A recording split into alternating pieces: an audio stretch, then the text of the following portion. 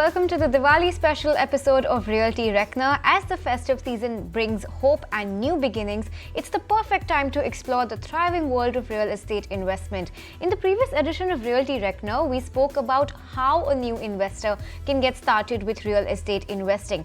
Now that we know the how, let's also find out the where.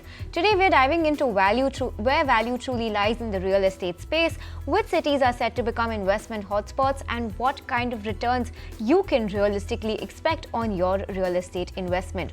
Joining me on the show today are two esteemed experts in the world of real estate, Mr. Anuj Puri of Anurok and Dr. Samantak Das of JLL India. Together, they'll guide us through the do's and the don'ts of real estate investing, helping you navigate the complexities of this exciting market. Whether you're a seasoned investor or just starting out, this conversation is packed with valuable insights you don't want to miss. On that note, let's get kick-started and let me welcome the first guest on board today is Mr. Anuj Puri, the chairman of Anurok. Mr. Puri, thank you so much for joining us today, and first and foremost, wishing you the best festive greetings. A very happy Diwali to you. A very happy Diwali to you and all your viewers. Hope this Diwali is fantastic and wishing you all the very best for the next year. Thank you so much, and likewise to you as well, Mr. Puri. But let's get started then. And what are the most promising real estate opportunities you're seeing emerge in the market right now? Where is all the excitement at? So, there are a number of different opportunities, if you were to ask me. On the residential side, what we are really seeing is plotted development do exceptionally well at this moment in time. We're also seeing second homes, homes in Goa, in Alibag, in Lonavala near Bombay, and similarly in other metro cities nearby. Second home concept doing very well.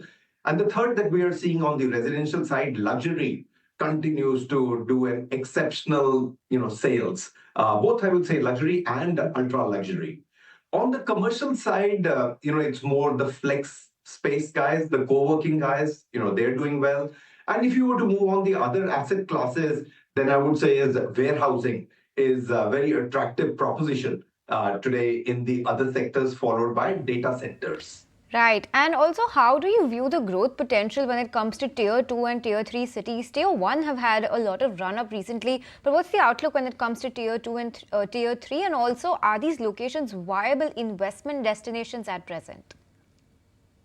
So Tier 2, Tier 3 cities are doing well.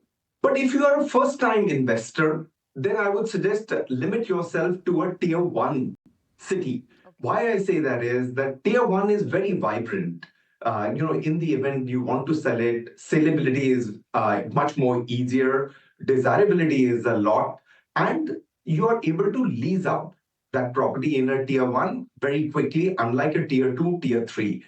If you are living in a Tier 2, Tier 3, then I would suggest is you buy in a Tier 2, Tier 3. As I said, is many of these cities are moving from Tier 2 to Tier 1.5. For example, Ahmedabad. I would say is it's Tier 1.5, perhaps moving into Tier 1. Similarly, Lucknow, similarly, Bhubaneswar, Cochin, Coimbatore, many of these cities moving from Tier 2 to Tier 1.5, and great opportunities to invest. But to answer your question, if it's a first-time home buyer for investment, then I would suggest is limit yourself to a Tier 1 city. It's a lot more easier to dispose. And if you want to rent it out, it does give a lot more better yields than Tier 2, Tier 3. Okay, but Mr. Puri, real estate is a big umbrella of the types of development. So for someone who's new to real estate investing, what would you suggest as the best entry point? Would it be residential, commercial developments, or mixed-use developments? What would be the perfect pick for a first-time investor? I would say is that if you are first-time investor in real estate, then I would suggest is, try with the financial instruments, unless you have already done that. For example, REITs. That's a great instrument to buy on the stock market. There are 4 REITs that are listed at this moment in time. It's a great investment tool, which is very liquid, very transparent, and they do provide great appreciation and yields. But if you are looking at investing in a hard asset, and you're a first-time buyer, then I would suggest start with residential. It's more palatable.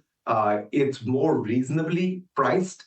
On the commercial or the retail, you need a lot more money to be able to buy these units. And usually a first-time buyer may not have that kind of a budget. And the budget I'll specify anywhere between 50 lakhs to 1 crore. I would suggest start with Resi and then build your portfolio slowly, moving into offices and then retail. And lastly, I would also recommend for the HNIs who are viewing this show to look into warehousing, because that's becoming a very attractive sector, industrial, with Make in India going on. That is bringing in a lot more clientele and interest, both from the institutional investors and occupiers. Okay, so that's the pecking order of preference for a first-time investor to where to dip their toes when it comes to the world of real estate investing. But Mr. Puri, also tell us what specific real estate segments are likely to yield the best return, let's say in the next 5 to 10 years. And when you talk about the real estate upcycle, it's generally a 6 to 7 year cycle. Where do you think we are placed in that cycle right now? So I would very much support buying offices if you're really looking at an investment perspective, provided you're not a first-time buyer, because for offices, it does require a significant amount of capital. But the yields are far superior than residential. On the residential, the rental return is about 2.5% per annum. Compared to offices, that yield stacks up to nearly 8.5%. Obviously, appreciation in residential is far greater than on the commercial. But if you're only looking at an income yield coming in, then I would suggest please look at offices.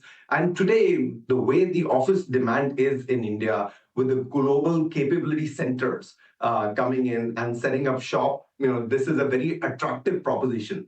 By the way, I must also say is office is a bad word if you were to go into the Western countries, because people are still not coming back to work.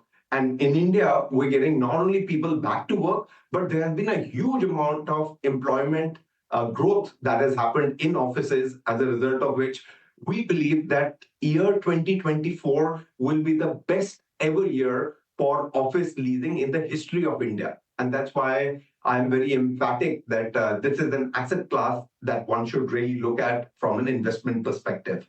As far as where we are in the cycle, I think cycles in the past we have seen is there are 6-7 year cycle. They could be longer, they could be shorter, but on an average 6 to 7 year cycle. I think we are in about 3.5 years of that cycle. So we are somewhere at the 50% mark. Now, if things continue the way it is, the cycle can be a little bit longer. But if the economy or the stock market goes into some problem, then real estate piggybacks on these two sectors, then we may start to see some trouble on the real estate as well. Bullish outlook, in fact, coming in on the entire office development space. But Mr. Puri, just on a concluding note, also share with us what are the potential risks or challenges that real estate investors should be aware of in the current landscape? So I would say it's very difficult to be able to really point out any risk, because fundamentally at this point in time, the way the government has cleansed this sector, the way it has gone through consolidation, it is immense. It does see immense potential and immense growth. It will be more macro rather than connected with this sector. So, if there is a geopolitical disturbance that, does create issues with the global economies, then we'll see the impact on the real estate in India as well. And likewise, if the Indian economy or the stock market does have a challenge, we will see that getting percolated into the Indian real estate. And on the residential side, if the home loan rates continue to go up, then we do see that the demand will weaken. Under all what is going on at this moment in time, it looks unlikely that any of these would happen. But from a sectorial perspective, I don't really see any challenge because the demand is largely coming in from the end users and not from speculators or short-term investors. So inherently, the demand continues to remain very, very strong. And we are not in a situation where we're seeing any kind of an oversupply that is being built up within the sectors that we discussed. Okay, so things seem to be looking good for the real estate space. Thanks for the outlook coming in, Mr. Puri. On that note, we'll let you go. Thank you so much for joining us and enlightening our viewers with where to get started with their real estate journey. But on that note, viewers, we'll slip into a very short break on this edition of Realty Reckoner. On the other side, Dr. Samvat Das of JLL will be joining us. Stay tuned for a very interesting chat lined up just on the other side of this short break.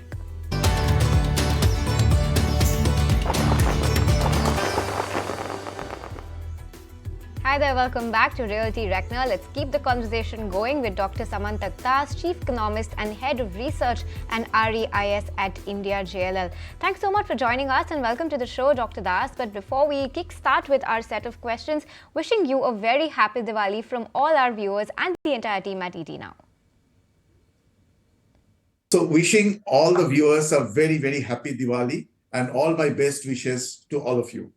Thank you so much, sir. And let's get kick-started with all the questions. And first up, help us understand what are the key emerging trends in the residential real estate market this Diwali, especially in light of the current economic conditions as well as the geopolitical events that we're seeing. Well, let me start with the broader aspects of our Indian economy. I think we all know that Indian economic fundamentals are very strong. And as we speak, the most important factor that's always under the vigilance of Reserve Bank of India is the CPI, the Consumer Price Index, or we call it Retail Inflation Index. So retail inflation will be averaging around 4.5% by the end of this financial year. That's March 2025. Which will be very, very, controlled, I would say, very much within the limit of our central bank's target of inflation. GDP, as you know, will be hovering around 7% in the next couple of years. So a very strong fundamental economy we have. So given these strong fundamentals, we believe that the job opportunities the prospects are very bright, relatively bright. Income growth is also there, which is a surrogate. You can take GDP as a surrogate. So income growth will be there in the country. So keeping all these things in mind, I think we have seen residential sales really picking up and, witnessing good growth in the last 9 months of this current year. That's till September. It has increased 17% year on year. The sales, which is a great growth, given that your prices have increased nearly double digits and your interest rate is sticky. As we all know that for the last 2 years, the home loan interest rate is sticky. So, but still the sales have increased 17%. It's mainly due to what I said just now, the bright job prospects and the GDP growth, economic fundamentals. So with this Diwali, of course, we will see a lot of push in sales, and this trend will carry on till December, definitely, and years to come, in our opinion. This growth trend will be there. Okay, well, point taken, but also share with us what are some upcoming investment opportunities in real estate that you believe are worth exploring this festive season? See, opportunities are always there for residential. The most important aspect that we should keep in mind is owning a house in India is very different from rest of the world. It's a passion, it's a status, and it's very close to the heart of all Indians, whether they're buying for their own use or for investment, right? So that aspect we have to keep in mind because it's very different from rest of the world where multi-family rental housing is moving from strength to strength. In India, it's ownership, so sales, investment. So, in my opinion, lots of prospects are there, opportunities are there. To start with, the top 6-7 cities we know, Okay. These are cities where we have seen the major growth in terms of residential sales and investments. And for investors, I think we are talking of mid to long-term investors, not really the very short-term investors, because mid to long-term investors are very, very healthy for the market to grow, plus the end users' demand, right? So from that angle, I would say that investors should look at the top 6, 7 cities in India, and majorly within the cities, they should look into the peripheral markets where the development of infrastructure projects are there already under construction, planned, and these investments will give that type of boost to the growth in price, because these markets will be relatively at a lower price base than the core markets of those top 6, 7 cities. So the upside in price will be much higher. And we see that in most of the cities, the employment hubs are spreading.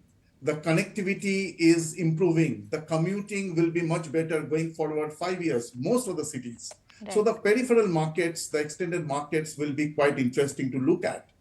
Absolutely, Mr. Das. But you also mentioned the top 6, 7 cities. So, what are those cities? Could you highlight that for us? And what are the cities or any regions that are currently the hottest spaces for real estate investment? See, all the 6 cities, I would say, barring Kolkata, would be a great investment opportunity. And as I said, these top 6 cities would be your in South, Bangalore, Hyderabad, Chennai. Then in the west, we have Pune and Mumbai. That's the MMR, Mumbai Metropolitan Region. And in the north, you will have the NCR Delhi, which includes Gurgaon, Noida, Greater Noida, Faridabad, and Ghaziabad, and Delhi itself. So these are the 6, I would say, urban agglomerations. That's better to say. These urban agglomerations would be a very good opportunity for investors to invest, but then may not be in the core city because the prices are already at a quite high level. For investors, I think price growth is very, very important. So the upside will be mainly in the peripheral markets of these cities, where we see a lot of infrastructure developments are happening, either under construction or already planned for the next 5 years. And as I said, that the spread of office markets, the hubs, the employment hubs are spreading. So the commute will be much better from the peripheral markets. So these are the 6 markets I would say that the investors can look at. Definitely at the more peripheral locations, not in the core city areas. Okay, but on that note, also tell us what tier 2 and tier 3 cities do you recommend for first-time investors, given that you just said that the prices in tier 1 cities and especially the main metropolitan areas of all of these cities are going to be really high. Do you think tier 2 and tier 3 cities are worth looking at from an investment point of view, especially for investors that are looking for growth potential? See, the tier 2, tier 3 cities always, they have a much better upside in price because the prices are at a relatively much lower level. So, the price hike in percentage term will be much higher going forward. However, all these tier 2, tier 3 cities may not see that type of economic activities or infrastructure push. So if you see the tier 2, tier 3 cities, there are various activities that are driving few of them, like tourism, religion tourism, trading activities, even office market, mainly the co-working flex space going into these cities. So if I take the South Indian part, you have Kochi, you have Coimbatore, you have Thiruvananthapuram. So these are the major 3 cities I would say that, these are having good economic activities. And a lot of flex, operators are eyeing there. Some of the, major developers are going into these cities for developments. Coming to the west, I would say that, Baroda, Surat, then you have Nasik. These are the cities where we can look at it from investment perspective.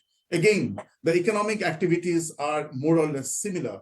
The trading activities, tourism, even Goa is in the west. seeing a lot of traction in investors' fraternity. Now, coming to the northern part, we have definitely Chandigarh, Jaipur, Lucknow.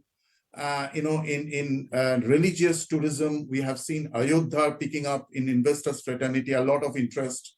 So these are some of the cities in north, and in east, I would say Bhubaneswar is one city which is seeing a lot of progress in in overall development.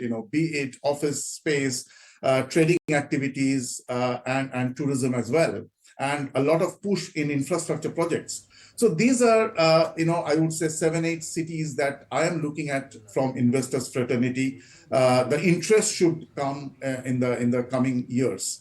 Okay, well, that sounds very optimistic coming in. Also, help us with what are some key points that investors should consider when choosing a location for their investment in real estate? What are some factors, some parameters that they must keep in mind at all times? Absolutely. So very important question for me to answer.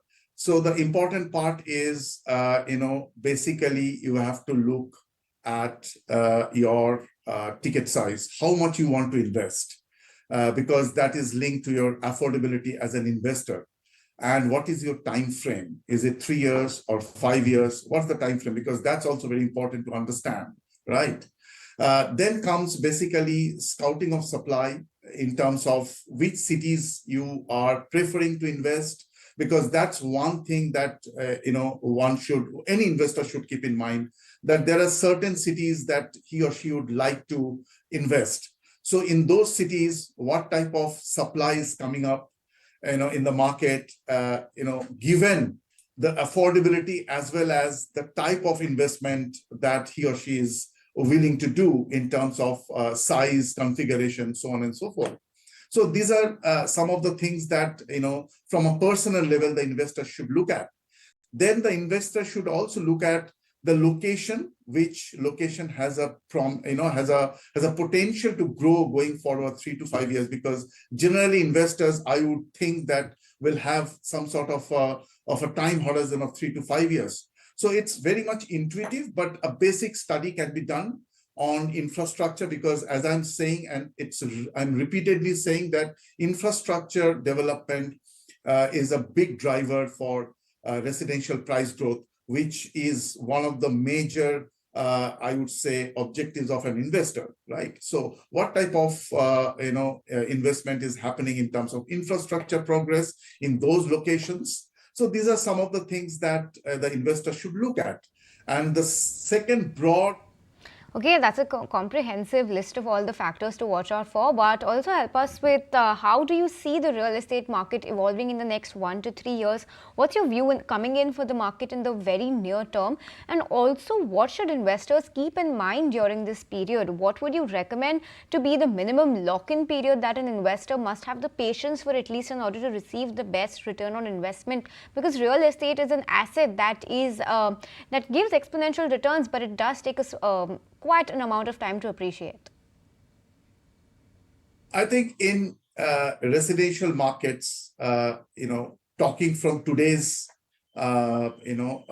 keeping in mind today's all dynamism of the markets, residential market, I think 3 to 5 years should be good, not less than 3 years, because you have to have patience, because many of the locations that we have seen have grown in 5 years or 3 years, minimum 3 years, because any market that is opened up for investments from investors' angle will take 3 to 5 years to grow, right?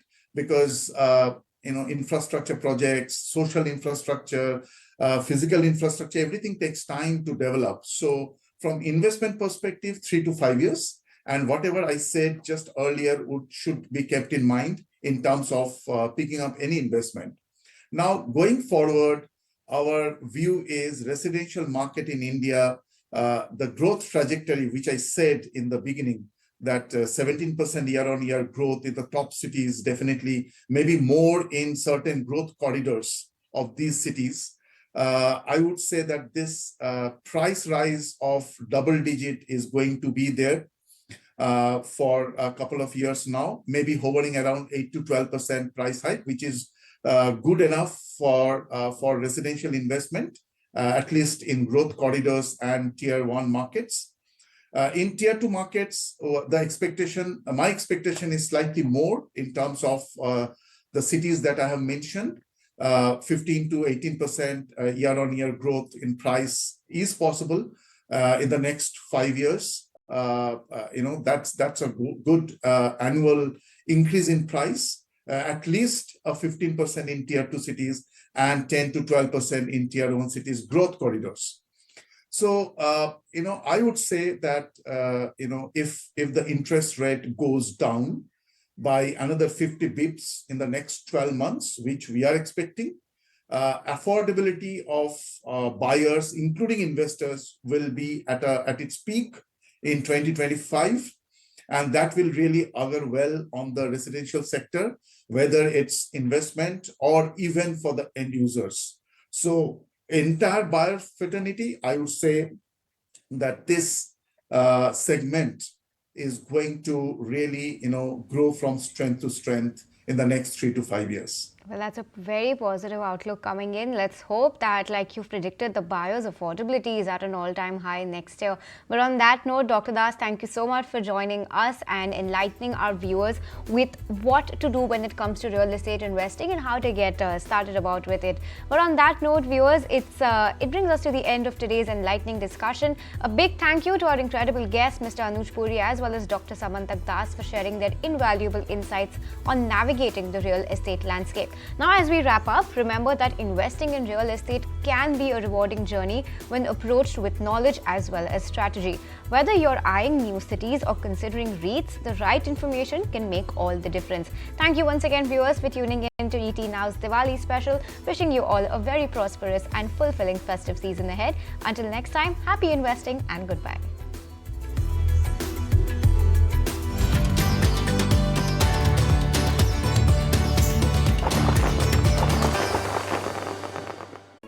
If you like this video, then like, share and subscribe to ET Now.